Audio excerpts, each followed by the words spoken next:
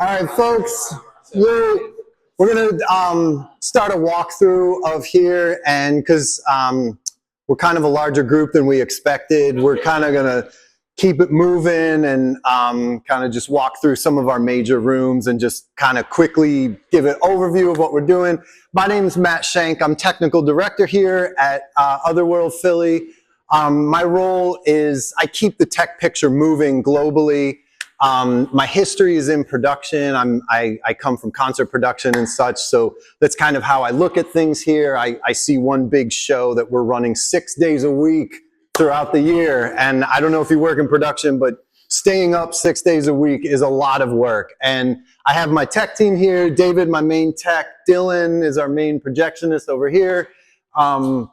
Couple more of my techs are walking around, and we have Julia, who is our exhibits director, who keeps our art moving as a whole. So that's our team that kind of keeps our exhibits moving. So as you heard before, you know, this was a massive effort by a lot of different artists. There were like 200 plus people involved in the build of this thing, and Smooth had a massive part to do with a lot of our most what's the word I'm looking for? Our most trouble-free rooms, I'll say, is what is the rooms that they left us with. And we'll pass through a couple of their rooms. So we're very grateful for everybody's input or part in making Otherworld happen. And we've had a lot of fun the last 2 years. Recently, this year, we started concerts. We've started corporate events. We're doing birthdays. We're doing all sorts of just like event, kind of public and private event things. So keep an eye out for all that stuff. So there's no real start or end to Otherworld. Like the whole thing of it is sort of a choose your own adventure, choose your own path. But there is, as Dave was saying, there is like an arc to it. There is a story. There's narrative. There's puzzles. There's, you know, lots of hidden gems throughout that you can find. And over the last 2 years, we've been putting a lot more hidden little gems and refining a lot of the stuff. So we've had a lot of our artistic fingerprint on it as well. But just to get into it, so we're in the lobby, which is sort of your palette cleanser, welcoming area. This room here is called MycoCube. So it's sort of the beginning of our story, right? It's where the voice, you'll hear an AI type voice. Once we kick the audio back on, you'll hear an AI voice kind of giving you the I don't know, foreshadowing, like the story of what you're about to look at and interact with, you know? So all of our rooms, like obviously are like a mix between some sort of physical form of art, some form of digital form of art, and then there's an audio element to all of our work here too. And some places it was like one group did the whole thing. A lot of our rooms are, you know, this portion was done by this company, this portion was done by this artist, that portion was done by the artist that no one can remember or whatever, you know. So this is MycoCube. So just to kind of like talk about the tech that we have, there's projection kind of on this you know, MycoCube, I guess. And nice. We have oak cameras all over the place. This room is reactive. This is generative, right? This is not generative. Okay. No, it is reactive. It's barely noticeable. Yeah, we got refining to do or whatever. But okay, it's not generative, but it's playback. But it's just sort of a cool element that does react to your motion. Like I said, a lot of our cameras are oaks. Some of it we've replaced with like surveillance cameras. We just pipe that footage right into TouchDesigner and just work off of that stuff. But if you want to come in here, we've got tons of displays. None of the displays are interactive. Some of the other ones in different rooms are, but this sort of sets the tone. I guess if you want to kick the audio on, this sort of sets the tone of the story you're about to enter. This is a character that we've named Mycelia for the MycoCube, and it sort of gives you, you know, sort of sets the tone of what you're about to enter into. You know. You want to end up at data sample too, right? Yeah, we'll go through here. Yeah. So I guess we can just keep moving on. We'll give you time to like kind of wander at the end, but we'll just keep it moving for this portion.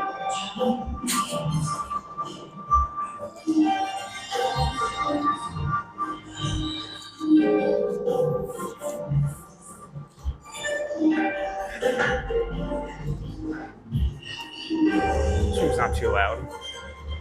Yeah, no, it's not bad. It's pretty low compared to what it normally is. I mean, it's good for right now. Good.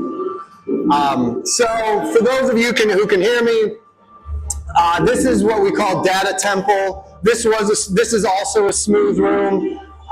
It's definitely an Instagram favorite. Like you'll see it all over Instagram. Just about everybody who comes in here takes an Instagram photo, as did I when I was first here and saw the lights up. It was like, oh shit, I got, it's just such a cool aesthetic.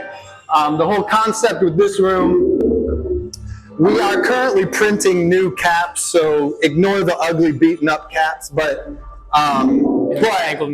each one of these, okay, so nobody undid this, but what you're supposed to enter into is a white room, and each one of these has like an RFID inside of it. You match it to your input, and then you enter a color and like part of the audio. You're entering audio and lights into the show of this room, and you can kind of build it. And I guess the theory is that it's like it's theoretically like endless combinations. I don't know where Dave went, but I'm pretty sure that it's like endless, or just like the number is so high that like you're never really going to recreate the same look. Every time you do it, it's going to enter a different kind of cycle, So it's definitely a favorite. The tech involved with this room. So like all of our rooms have a can you kill that one? Yeah. All of our rooms have between 1 and, well, I guess 7 computers, but servers is like 1 to 3 computers that are often one of 7 tech rooms that we have strewn about the building. And there's always local tech inside the room that talks to the servers, and the servers spit it back out, oftentimes to like a video boy, which is a custom smooth design. And so, there's some sort of messaging in the room that through our network, we have a massive network. We push about 100 terabytes of pixel data every day. And we do everything off of a unified network. For those of you who are network nerds in this room, like we have access control, we have cameras, we have a lot of cameras like everywhere. We have, our access control, all of our computers, our phones, like everything exists on our unified network. So David and I have kind of entered this and become network administrators ourselves just by, nature of taking on this position, But again, there's local tech that over the network speaks to our servers. Our servers spit back out information, whether it's pixel data or, well, really most of it is pixel data or audio data. We have a big Dante network. We have a physically separate network that runs all of our Dante, which hits QSys and does all of our routing and DSP and all that. And then through AES67 hits all of our amps, and then it's all this copper that runs to our all of our install audio. We have 182 zones of install audio, so it's a massive audio deal. So we have lots of headaches that we deal with every single day. We'll keep on moving here. This is City Square. This is just like very cool projection look. It does have some hidden clues inside of it. As you see like the imagery changing, you'll see clues that you pick up symbols and then add, put the symbols together to come out with like the solution to the master room. This room here is another favorite. Most every young child who enters this building comes in and immediately yanks with all the force they can muster, and they just yank on our casino poles every day. And the LEDs. And the LEDs, yeah, they do. We've worked on these quite a bit. But yeah, this is another fun one. This was mostly FKB, and then the Otherworld Ohio crew who did most of this, and then Psycho Jelly. I don't know how many of you TouchDesigner fanatics know of Psycho Jelly. Dom is a big TouchDesigner guy. He did most of the original mapping and projection content here. We've pretty much touched every single room in here as our own internal crew. So a lot of the stuff you'll see currently has come from these two guys here. I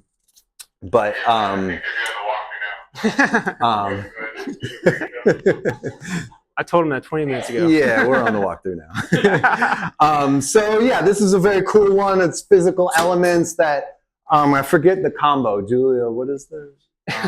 Blue, yellow, orange. Should I put the music on? Yeah. Hold on, let's hear the song. It's a really fun song. Blue, yellow, blue, orange, yellow. Yeah. So anyways, when you collect the correct color combination, you know, you're affecting your environment, as Dave was saying before. So, anyways, this symbol here, you know, the idea is you shoot it on your phone, you collect it, you add it to the other symbols that you found, and then when we get to the end room, when we get there, you put all that together, and then you solve the grand clue, and then you are the grand winner, you know. So we'll keep moving on. This is a fun set room. This is, we call it melty or drippy, or I forget the real name of this, but we call it the melty room. This is just a cool one. There's some sensors on some of these that change the room. Yeah. It's called drippy because of. Anyways, we'll just keep walking. End up at GMO. Yeah, we'll head into GMO. So this is sort of a centralized location in here. This is courtyard garden. This is like, I guess you're sort of leaving the building aspect of the room. That's apartment square. That's city square, data temple. You're sort of leaving like the metropolitan kind of, you know, made up world. And you're entering a garden full of crazy inflatables. And then we're going to walk through the zoo. And we're entering the lab of one of the main characters, Dr. Sparinger, where all the creatures and the genetically modified creatures, the avatars are going to be created. And then the Wasteland is actually like the negative avatar stuff, right? Or it's the waste. That's where the GMO goo is. All right, so yeah, so you're building an avatar in these next rooms, and then like the excess waste is what we're gonna walk into one of our largest rooms called Wasteland, but we'll come through here. Got some pneumatics and some UV fun.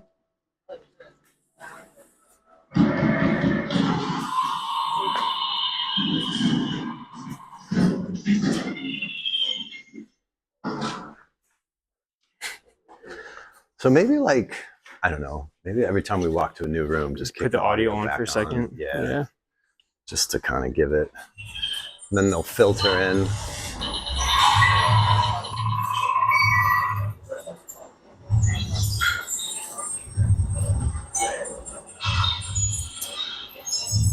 Dylan, do the So this is, like I said, this is like Dr. Sparinger's office, or I guess this is his lab, and this is the door to his office. We have little hidden like characters. This is my voiceover debut to the world, I suppose. This is my character, but I really wish they would put the window on this side of the door. anyways, that's Dr. Sparinger. And so, you know, you can kind of find you just find little Easter eggs, and, you know, the characters are kind of taking you through. There's like different clues in most of the materials on the walls. In most of the rooms that there is a clue, well, I guess some of them are hidden within the games, but in here, there's some stuff on the walls that you're supposed to kind of decode, and then we put a whole bunch of other stuff to just confuse you, I guess. And and then this here, you know, directly interacts with the skins on the monster here. Oh yeah, here we go. So, you know, you're both interacting with this and you're solving a clue. I guess we hit the audio again. Well, yeah. I'll hit the payoff and I'll give you an example of what, you know, something that we do here. This is all through TD. This is, well, actually, this used to be Unity, but we just changed it to TouchDesigner. So everything in this room is TouchDesigner, yeah. Or rather, this stuff is being pixel mapped through Resolume, but TouchDesigner is talking to that, you know.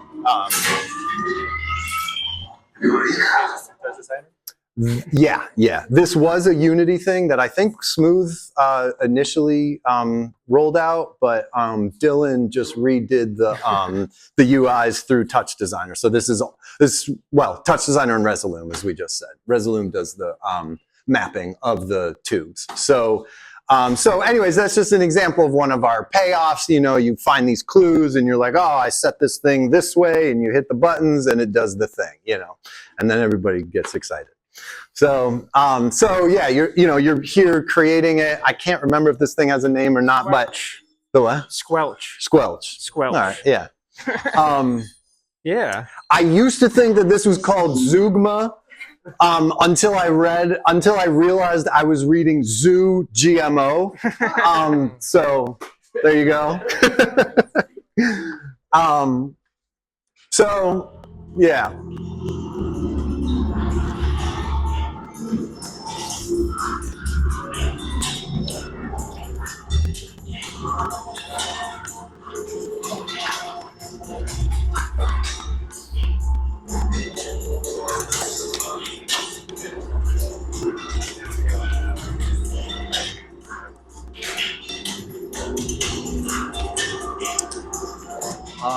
So yeah. So this room, obviously one of our largest rooms, has a lot going on in it. It's just this, you know, it's like the waste spill off. It's like this ooze that spills off and then kind of reflects off into our rock wall and our creature here. Oh, damn. I think I took us the wrong way. Well, we're just gonna have to be careful as we go through the blow up, but just because we were doing work on it today. But there's a lot going on in this room. We have interactive. If we trigger the 4 correct ones, which I'm surprised we're not. There's so many people here. Here it is. You get the clue. Yeah. If you trigger the 4 symbols that I was talking about, you're supposed to collect. And then you have to have 4 separate people do it. But if you step on the correct symbols, you come up with this clue, and it's a number. And then the corresponding colors and numbers go to our end puzzle. That so there's 4 puzzles and there's 4 sub puzzles within each one of those. So there's 16 little puzzles that you have to figure out, and then you put all the information together and you get the grand payoff. You know. During concerts, we have like a pop-up bar over here. We put in a new amp and some updated audio in here recently. And we also like have a stage cam that goes up on this wall. So it's sort of a secondary, just like slightly less loud than the concert. The concert's maybe about 125 dB. It's maybe about 101 in here. So it's like you still feel it, but it's a little less intense, you know? So that, and then we have a couple of areas like that throughout the building during concerts. Each one of these tents is also a different artist. This is Lori Shapiro. This was some Otherworld Ohio folks. This is a local group who does a lot of big things, but a group called Big Howl. And then the climbing structure, I can't remember who is behind that. It's just a climbing, it's Ohio designed it. Okay. It's pretty crazy. You can climb up in there and it makes you claustrophobic and, you know, but it's fun. Lots of crazy audio in here. I guess we'll just kind of continue through. As we enter, we're going to enter the monster throat, and then we're going to enter a room called Bubble Guts, which is like the inside of the monster. We were just doing work on this room today, so the bubble columns that are coming down, please just try and avoid them because there's cement or barge or whatever they use, whatever adhesive they're using is still curing. So just kind of try and avoid those bubbles. But let's walk back through.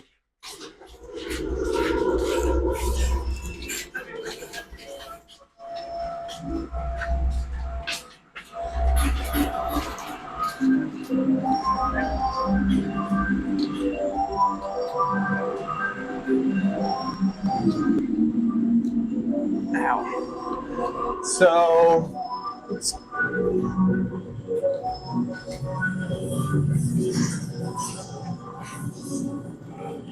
Oh, it's gonna be hard fitting everyone in here. huh?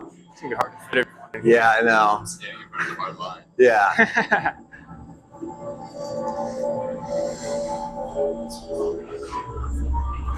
You know what I'm just realizing? These this whole color thing, it's like hard to make out the colors on the hands. We should like do something about, or at least that one specifically. But we should block that out a little bit more, obviously.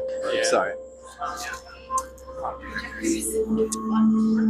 Yeah, there's 133 projectors in the ceiling. There's 182 zones of audio.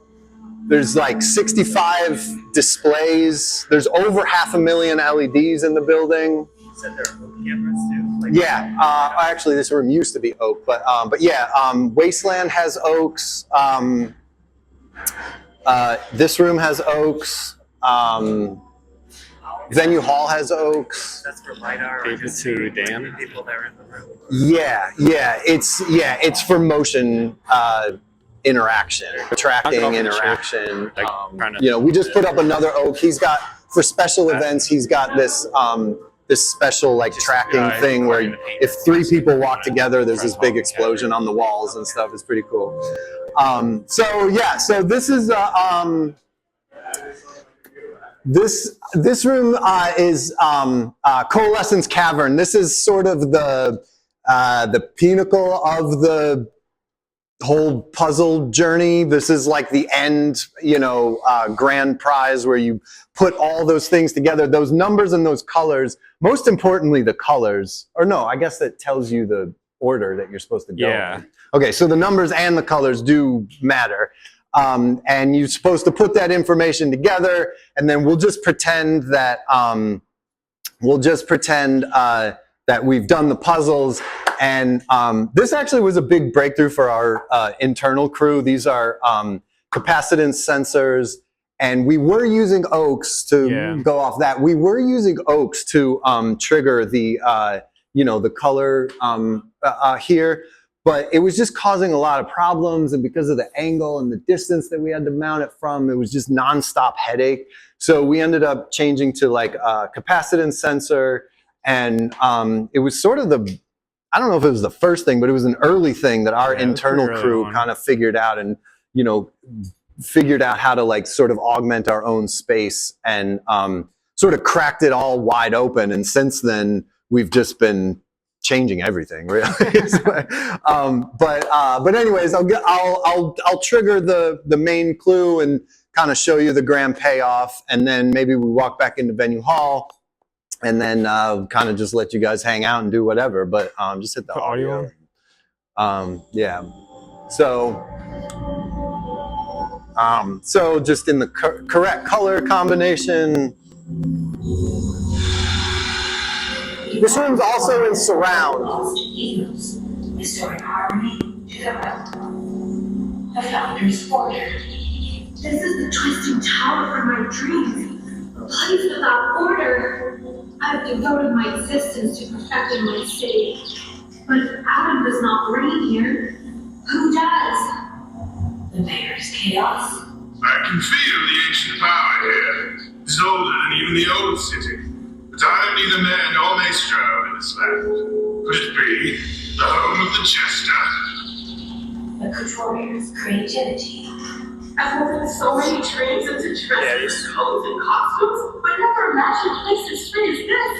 Is this the source of Father's banishment? His endless randomness? The scientist's curiosity. My burning curiosity drove me from my lab. My dear creatures, this cavern must be the well of souls, the place beyond the belly of the wasteland beast.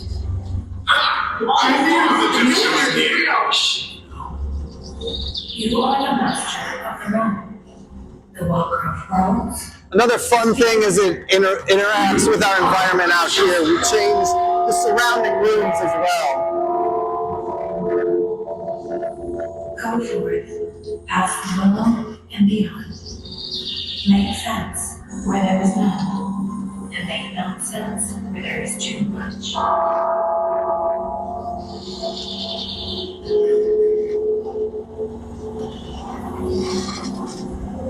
So now we've all won. We've won the prize. There is no prize, but we've won the fun experience. So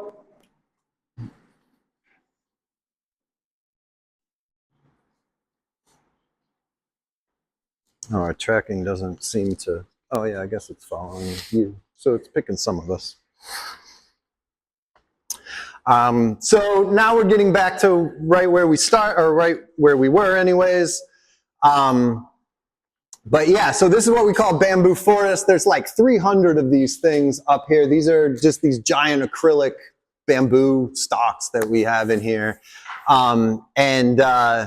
Yeah, so it is just like kind of a continuation of this whole like kind of magical forest kind of feeling. You know, there's ground tracking that's kind of, it's picking some, I guess it is picking quite a few of you guys up.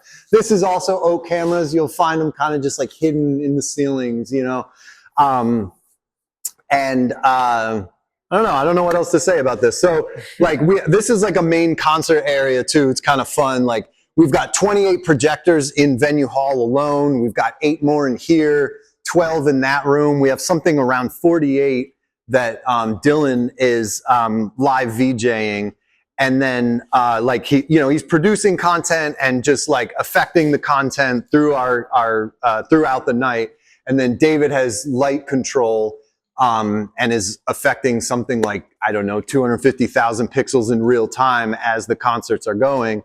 And it creates like a really crazy atmosphere. And so far we're doing pretty much just raves, EDM and all of that. And we may, we're talking about venturing into the band space, but there's just a whole lot of logistics that come up with bands that are not a part of the DJ world. So, and also just the environment, sort of just like, it's just sort of a rave on its own, so, it just lends itself to the DJ thing. So, but yeah, we have a massive amount of data that we're working with. We have LiDARs, we have oak cameras, we have, I don't know, what other sensors, capacitance sensors. We've got, IR. A lot of IR happening. We have,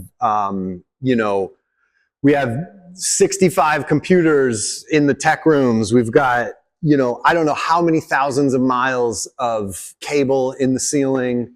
We've got over 500,000 LEDs, as I said, and so we're constantly, creating and altering and improving and finishing. Art is a never-ending process. It's just never finished, so we're just always augmenting and tweaking and changing and saying, this part, like, it's cool the way that like people are interacting with it, but it could be cooler if we do this. And so we make a lot of changes. And, so that's what a lot of our day is spent doing, is just sort of like figuring out a better way and a better look to doing what we're already doing, and sort of expanding it and giving new experience and definitely elevating the whole concert thing. Like I've been doing concerts 20 years, and like what we do here is just like so over the top compared to anything, any traditional concert venue that you would work in, So, yeah, I guess, we'll just conclude it there. And I say thank you again for showing up to this. This was a whole lot more people. I legitimately expected like 9 people to walk in. And so to have all you guys here and hang out and just like nerd out with us is awesome. And so I hope we can do it again. And thank you, Noah, for, doing this thing. And to all our presenters, so Mina and Dave. And so yeah.